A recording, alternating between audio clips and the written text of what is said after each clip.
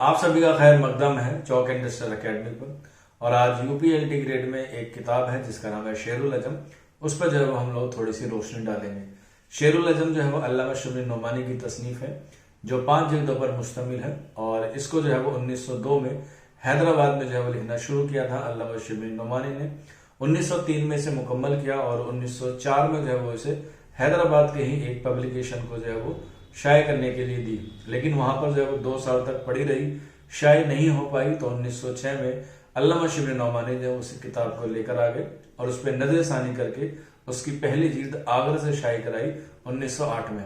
इसके बाद दूसरी जिल्द 1910 में, तीसरी जिल्द 1911 में और चौथी जिल्द जो इसकी सबसे शाहकार जिल्द मानी जाती है 1912 में। हालांकि अल्लामा शिबली नोमानी पहले 4 जिल्द ही चाहते थे, लेकिन उसमें जो है वो कुछ चीजें रह गई थी, इसलिए जो है वो 5वीं जिल्द उनकी वफात के बाद 1918 में जो है वो शाये हुई।